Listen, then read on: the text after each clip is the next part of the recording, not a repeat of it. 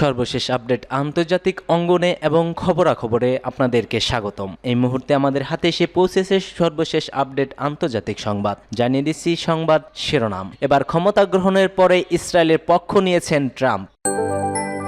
গাজায় একদিনে ঢুকেছে ত্রাণবাহী 9 শতাধিক ট্রাক, বলছে জাতিসংঘ। এদিকে তুরস্কে ভয়াবহ আগুন, নিহত 10 জন। জানিয়ে দিচ্ছি ইউক্রেনের 31টি ড্রোন ভূপতিত করেছে রাশিয়া। আরও থাকছে গাজায় ধ্বংসস্তূপের নিচ থেকে আরও 66 লাশ উদ্ধার। এতক্ষণ শুনছিলেন সংবাদ শিরোনামগুলো, এবার বিস্তারিত। তবে তার আগে আপনি যদি যুদ্ধবিরতিকে সমর্থন করে থাকেন অবশ্যই কমেন্ট সেকশনে এস লিখে আপনার সমর্থন নিশ্চিত করুন। আর ভিডিওটি ভালো লাগলে একটি লাইক করবেন, চ্যানেলটিকে সাবস্ক্রাইব করার অনুরোধ রইল।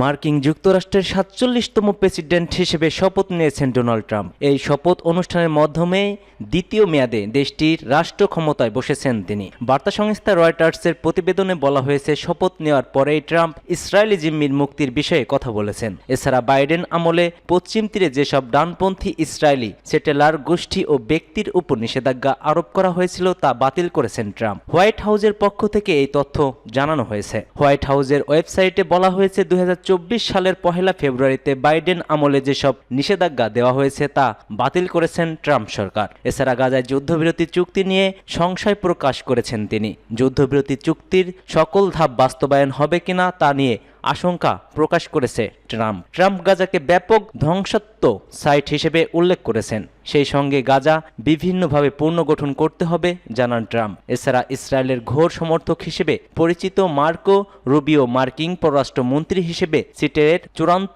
অনুমোদন পেয়েছেন। এর আগে ওয়াশিংটনের ক্যাপিটাল ওয়ান অ্যারেনার মঞ্চে যুক্তরাষ্ট্রের 47তম প্রেসিডেন্ট ডোনাল্ড ট্রাম্প হিসেবে প্রথম ভাষণে বলেছেন, শীঘ্রই বাইডেন আমলের সব নির্বাহী আদেশ বাতিল করবেন তিনি। এর কিছুক্ষণ পরই তিনি যেসব নির্বাহী আদেশ সই করেছেন তার মধ্যে শুরুতেই তিনি বাইডেন আমলের 78টি নির্বাহী আদেশ বাতিল করেছেন। স্থগিত দেশে সই করার পর ট্রাম্প জনতার উদ্দেশ্যে সেটি তুলে দেখিয়েছেন। ফিলিস্তিনের গাজায় যুদ্ধবিরতির দ্বিতীয় দিনে অর্থাৎ গতকাল সোমবার একদিনেই 9 শতাধিক ত্রাণবাহী ট্রাক প্রবেশ করেছে বলে জানিয়েছে জাতিসংঘ। ট্রাকের এই সংখ্যা ইসরায়েল ও হামাসের মধ্যে যুদ্ধবিরতি চুক্তিতে উল্লেখ থাকা দৈনিক লাখের চেয়েও বেশি রয়েছে।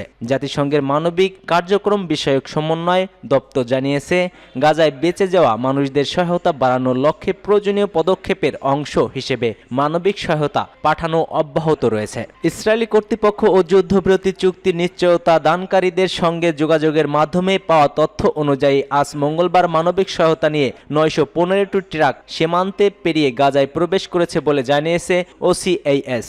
এর আগেও গত রোববার যুদ্ধবিরতি কার্যকরের দিন মানবিক সহায়তা নিয়ে 630টি ট্রাক গাজায় প্রবেশ করেছিল। যদিও যুদ্ধবিরতি চুক্তিতে প্রতিদিন 600টি ত্রাণের ট্রাক গাজায় প্রবেশের সুযোগ দেওয়ার কথা বলে আসছে। ইসরায়েল ও হামাসের মধ্যে এই চুক্তিতে মধ্যস্থতা করেছে যুক্তরাষ্ট্র, মিশর ও কাতার।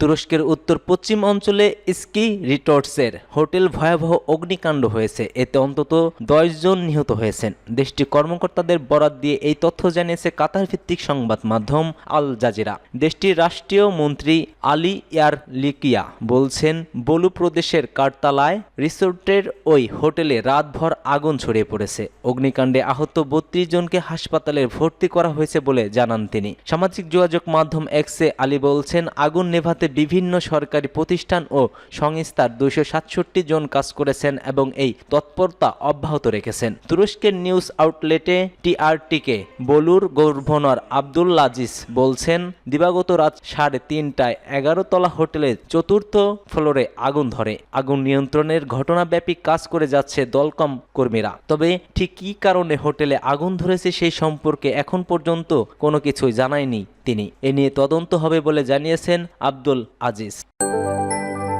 রাশিয়ার শিল্প স্থাপনাগুলো লক্ষ্য করে নিক্ষেপ করা 31টি ইউক্রেনীয় ড্রোন ভূপতিত করা হয়েছে বলে জানিয়েছে মস্কো। রাশিয়ার প্রতিরক্ষা মন্ত্রণালয় টেলিগ্রামে জানিয়েছে, বিমান প্রতিরক্ষা ব্যবস্থা 31টি ইউক্রেনীয় ড্রোন ধ্বংস করেছে। আঞ্চলিক সরকার জানিয়েছে, ইউক্রেনীয় সীমান্ত থেকে প্রায় 1000 কিলোমিটার দূরে তাতারাং স্থানে শিল্প উদ্যোগ লক্ষ্য করে শত্রু ড্রোন আক্রমণের চেষ্টা করা হয়। সমস্ত ড্রোন নিষ্ক্রিয় করা হয়েছে। কোনো হতাহত বা ক্ষয়ক্ষতি হয়নি। আঞ্চলিক গভর্নর ভ্লাদিমির ইসলাভ শাসপাস বলছেন মস্কোর পাশে কালুগা অঞ্চলে একটি বিধ্বংস ড্রোনের ধ্বংসবিশেষ থেকে ব্যবসায়িক প্রতিষ্ঠানে আগুন লেগে গেলে তা দ্রুত নিভিয়ে ফেলা হয়। আঞ্চলিক গভর্নর আলেকজান্ডার বোগোমাস বলছেন সীমান্তবর্তী বার্নায়ক অঞ্চলে 14টি ড্রোন নিষ্ক্রিয় করা হয়েছে। কিয়েভ 4টি হাই মোবিলিটি আর্টিলারি রকেটও ছুড়েছে।